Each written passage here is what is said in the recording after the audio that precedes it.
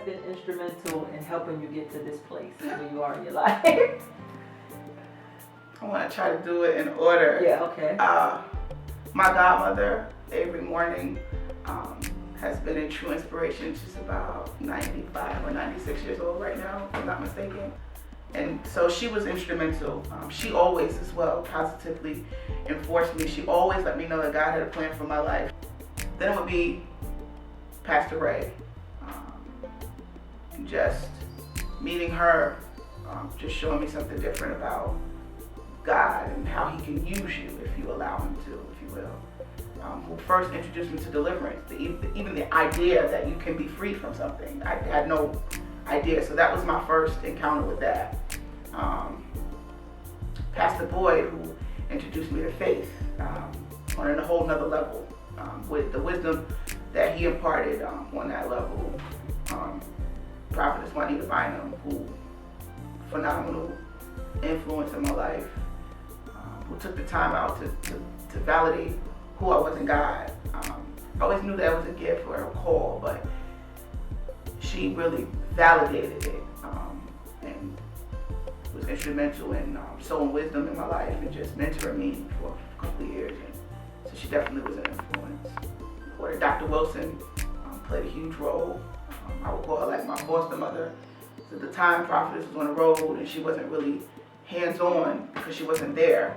But Dr. Wilson just came in, and wherever, I lacked, she was there. She was a phenomenal influence as well. And my pastor at the present moment, Dr. Anthony Askew, he is really the instrument that God is using to help me tap destiny. Because it's like an onion, has layers, and so it's that inner layer now, and he's really strategic and he's skillful in what he does, and it's because of his ministry that God has even been able to shift my mind to kind of look at things from another aspect, another angle. So definitely him and my first lady, who they are a two-person team. They balance each other, so when they minister together. So both of them. What do you think is missing today in the body of Christ? What are some of the things that we're lacking? We're slacking on, and we're lacking. I think if I had to boil it down to something, I would say relationship. I think that this modern day church has mastered the form, that we know how to look, and we know how to speak, we know how to act, but we don't have that power. And the only way that we can tap into the power is we have to be in a relationship. So I would say that what's missing in the body. We have the knowledge, but we don't have the wisdom. And my definition for wisdom is the ability to make the right decision on a daily basis. And so we have the knowledge, it's much word, but there's not too many lifestyles that are following that word or look like that word, resemble that word. So what can we expect from Sharee Clark this upcoming year? Right now, Sharee Clark is allowing God to truly have his way in her life. So I don't have too many events or too many tangible things that you can look forward to. I do feel like I'm at that place of graduation. I don't know if you remember your graduation, but prior to you walking down getting that diploma, there was so much preparation. You had prom, and you had to order your cap and gown, you had your senior trip, and I just believe that my life is in that preparation for graduation. I feel graduation. It's been a long journey for me, and I don't know if you know the feeling when you can feel the finish line. When you asked me to do this interview, my life was in a place, and when you make a proclamation, the enemy, he becomes upset. Mm-hmm. So I'm in the battle of my life right now, because the results of this particular battle is gonna determine how soon I get my diploma. I was going to cancel the interview because I would never compromise my integrity. And I don't ever want anybody to believe that I've arrived, because I haven't. I'm just somebody that loves God, and I know what He's able to do. And I'm determined to allow Him to do it in me first. But I know that everything that I've gone through in my life is for somebody else. My pastor just counseled me. I'm in counseling right now. He just counseled me, and he said, before the Pilgrims could settle here, they sent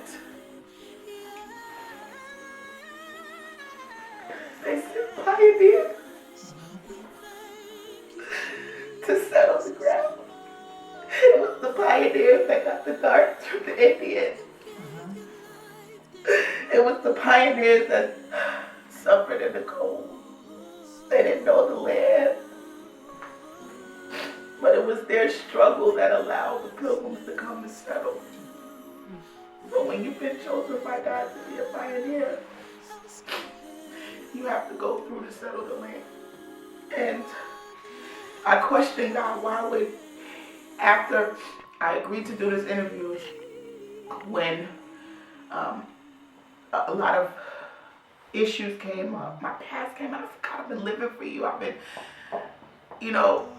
I don't understand. Something that I embraced is that before you cross over, the enemy will attack you with your past. It's only because your graduation. Because it just all makes sense. Right after you called me to do this interview, and I agreed, I was attacked by a young man in my church. Oh gosh.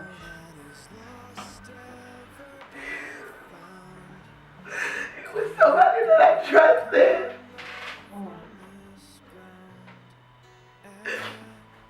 And so after that happened, it brought up a lot of other issues. I know that it's not about performance now. And so I'm just struggling to tap into God in a relationship, because I got the know-how, I've got word, knowledge, but I'm an infant in my relationship. I'm a giant in my gift and my knowledge, but I'm an infant in my relationship. And the only way that I'll be able to graduate to my next level is I have to be in a relationship. Just because of the person that I am, I will never ever be a hypocrite. I'm gonna always be honest. I'm gonna always be transparent. And I haven't always been treated well because of that. Because this particular subject is so taboo in the church, and people don't even want you to go to their church. It's like, where do I go if I can't come to the house of God? So I've experienced a lot of backlash for being as transparent as I am. But the one thing that I can say is through my transparency that other people see hope.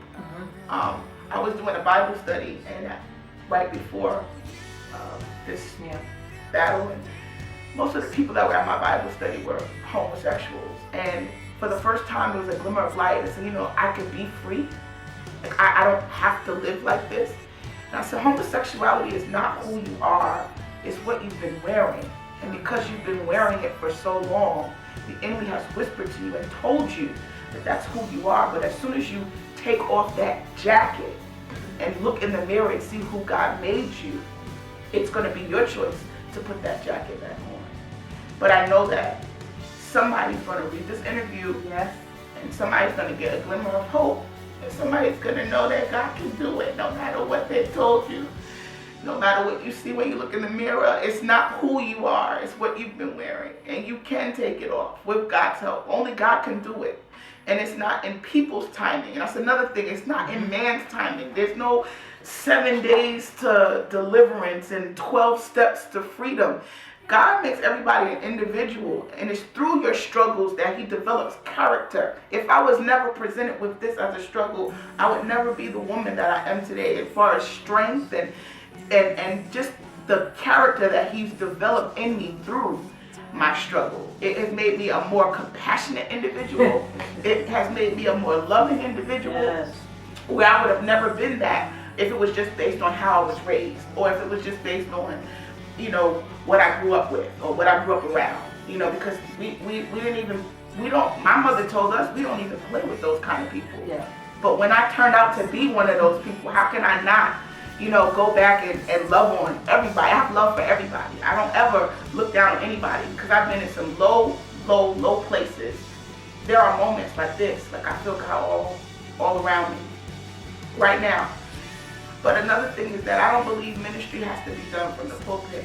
I went on a mission trip to Honduras, and we went to a homeless shelter, and I finally got a first-hand look at what ministry is. You know what ministry is?